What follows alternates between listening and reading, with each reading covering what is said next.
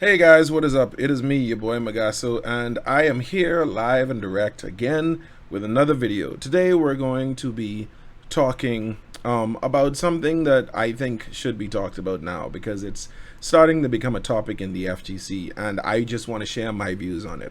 And I want to lay the groundwork out now. I'm not bashing anyone by saying what I'm about to say, but I think that there's some things that need to be said. That being said, that is my groundwork. Let's move forward.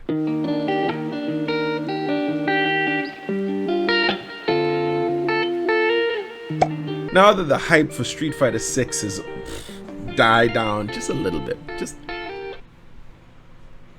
like that much, right down. Everyone has been up in arms about the fact that there are going to be simpler controls in Street Fighter 6. Now, I think that this is a good thing, and I'm going to share my reasons why and why I think everyone else should not think too harshly about there being simpler controls put in Street Fighter 6 or any fighting game that comes out nowadays for that matter. First off, I want to say we have to understand as gamers, those who are in my age range and come in my generation, and by that I mean people who went to the arcades, spent quarters, went to cabinets, learned motion controls for fighting games.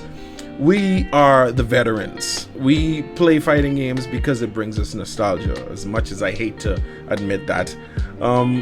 I think that's one of the things that make it true to us, and we feel some kind of resentment towards everyone having the easy way out because, you know, we may think that we had to learn it this way, so if you don't do it that way, you are doing it the wrong way, so you should not be playing that way. What are you doing? I think what we need to do is we need to dismiss that and try to think of this in the most logical sense we can. The thing with new fighting games that come out in this day and age is that they cannot cater to us and only us anymore. There are new people that actually want to play fighting games, and having to learn motion controls like we did is a high barrier of entry for them, and they can't deal with that. Now, I know a lot of people are going to say they shouldn't even play fighting games if that's the case, because we had to do it too. Look, I get that. I get that seriously, but we have to understand that in this coming day and age, things change.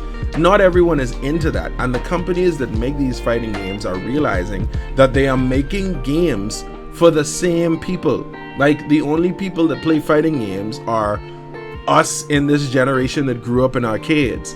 And it's not fair, because in order to get someone interested in playing a fighting game, now I have to teach them about motion controls and how to do a Hadouken. Let's back up a second. Does anyone remember how hard it was to do the Shoryuken? Think about it for real. I can't speak for anybody else. I cannot. Okay? I can only speak for myself.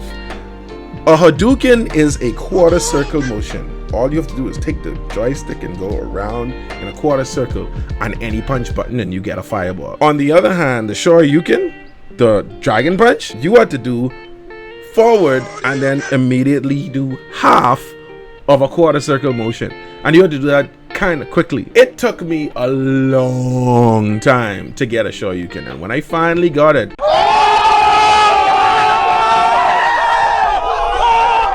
that in itself made me appreciate fighting games for what they are.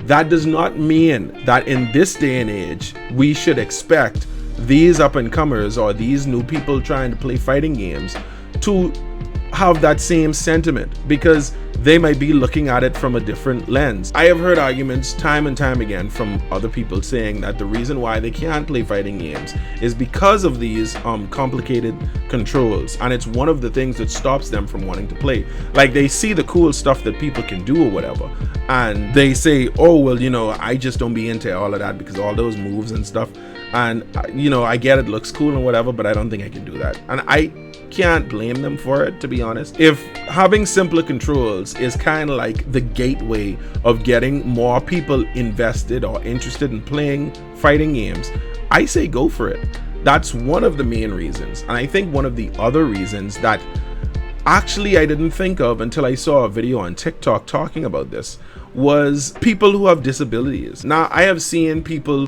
who overcome these things, and the biggest example everyone throws at me is Brawly Legs. Brawly Legs is a contender, to say the least. He can play fighting games with the controller on his face. I don't know how he does it, but he does it, and he made it work for himself.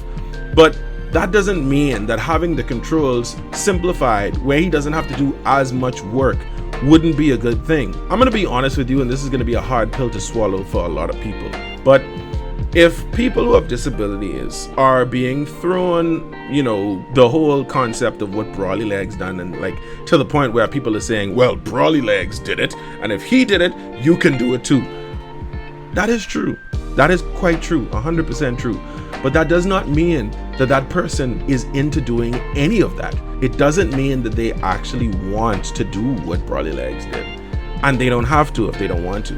And that's fine. It should be fine because, they're their own people. So if they don't want to do that, then why are we trying to push this idea of what Brawly Legs has done on them? It's not fair. Sure, Brawly Legs has done it, but it doesn't mean that they want to do it or that they should do it. Are they less of a person for not doing it the same way he did? I don't think so. And everyone is going to use that as an argument. I don't want you to use that as an argument. I want you to think outside of the box right now.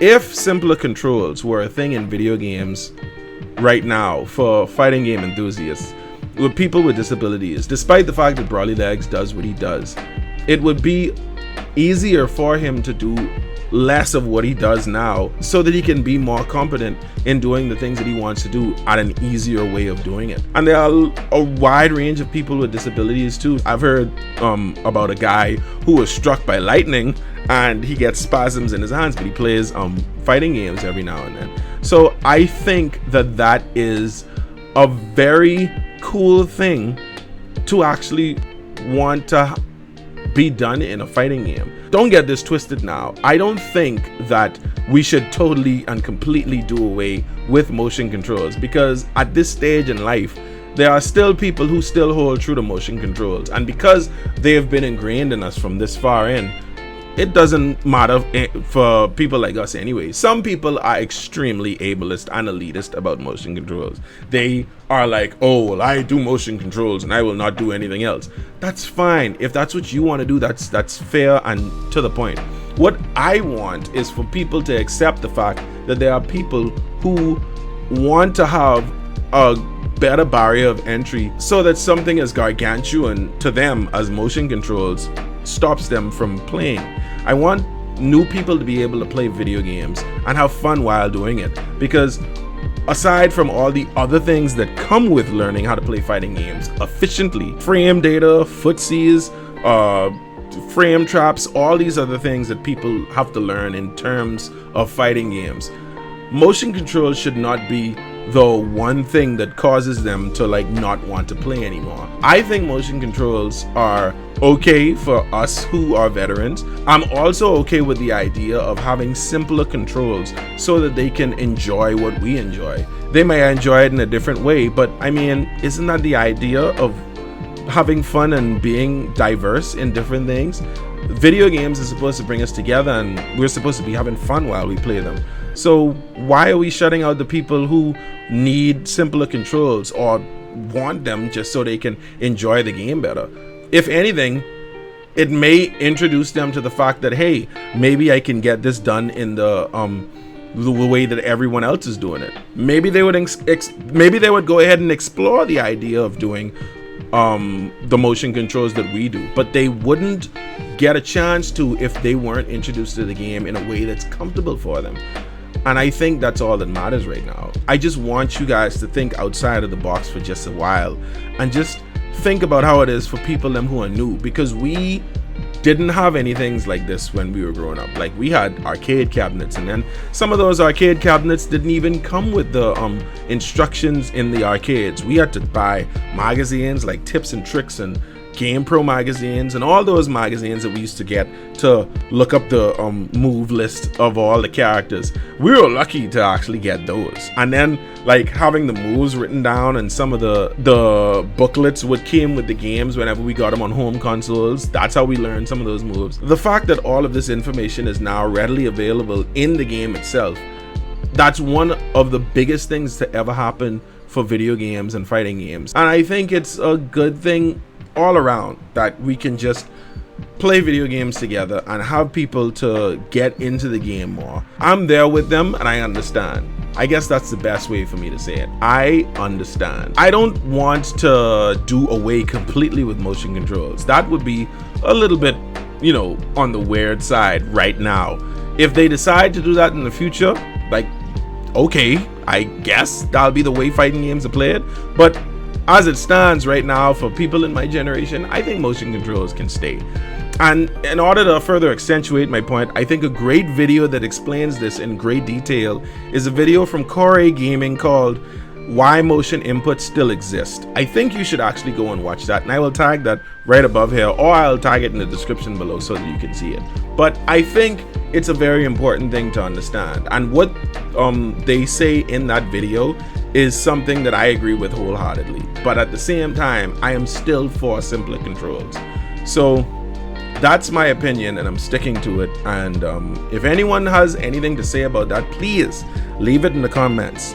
Seriously, leave it in the comments, because I have some of y'all who has messaged me on WhatsApp some things what could actually be useful for other people to read in the comments of the fucking video. But I ain't gonna say nothing. So y'all take it easy. Peace, love, and hair grease. It's been good to talk to y'all again, and I will see y'all again. I'm out.